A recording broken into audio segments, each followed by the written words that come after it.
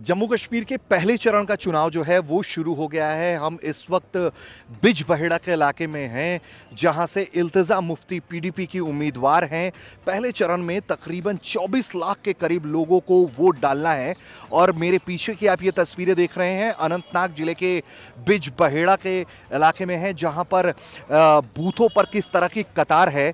इस तरह की कतार देखिए कि किस तरह से लगातार लोग आ रहे हैं वोट डालने के लिए और लंबी लंबी कतारें लगी हुई हैं। जिस तरह से ये कतार लगी हुई है उससे एक बात साफ है कि लोगों में वोटिंग का उत्साह किस तरह से है, ये आपको तस्वीरों में हम साफ साफ दिखाने की कोशिश कर रहे हैं।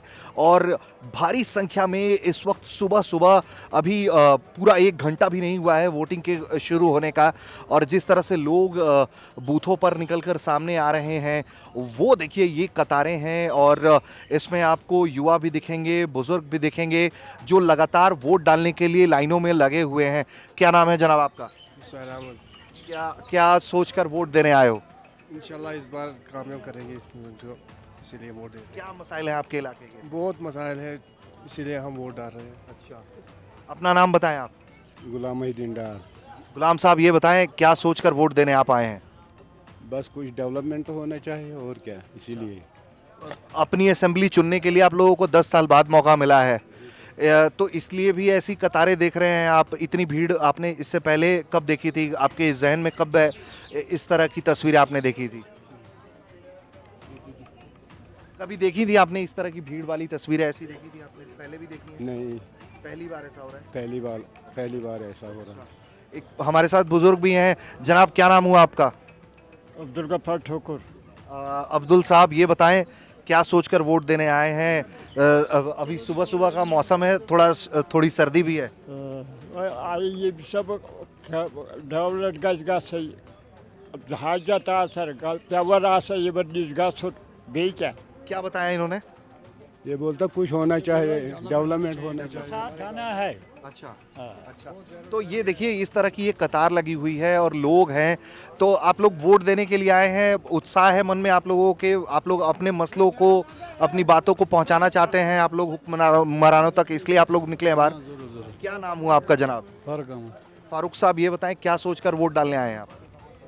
अपना मसला हल करने के लिए और क्या डाला इसलिए। अच्छा ये बताइए ऐसी ऐसी भीड़ पहले भी आपने कभी देखी है या लोग पहले नहीं देखा, इस बार लोग निकल कर आए हैं? हाँ, तो बिजबहेड़ा की सीट की तस्वीरें हम आपको दिखा रहे हैं और आपको मैं देखिए अलग अलग जगहों लेकर चलूँगा। तो ये देखिए जिस तरह की ये तस्वीरें हैं, इसी तरीके से अलग अलग एक ही जगह पर जो कंबाइंड पोलिंग स्टेशंस बनाए गए हैं उसमें सुरक्षा के भी पुख्ता बंदोबस्त किए गए हैं। और जिस तरह की तस्वीरें हम आपको दिखाने की कोशिश कर रहे हैं वो आप देखिए कि बहुत अच्छी संख्या में सुरक्षा बल भी तैनात किए गए हैं ताकि जो वोटिंग है वो बहुत शांतिपूर्ण तरीके से कराई जा सके।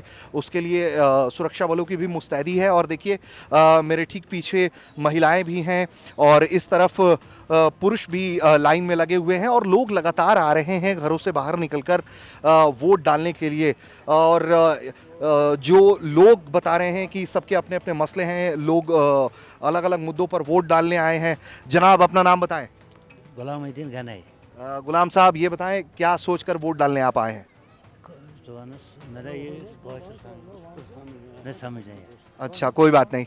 तो ये हिंदी नहीं समझ पा रहे हैं, तो ये कुछ यूथ भी हैं हमारे साथ। अपना नाम बताएंगे आप जनाब? बिलाल अहमद खांडे। बिलाल साहब क्या सोचकर वोट डालने आए हैं? बस यही सोच रहे हैं कि अमन होगी, तरक्की होगी, खुशहाली होगी और क्या। अच्छा यहाँ तो बेरोज़गारी ज़्यादा है, ये बेरोज़गारी ख़त्म हो जाएगी।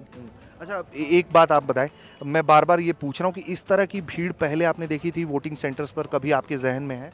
नहीं, पहली बार देख रहा हूँ।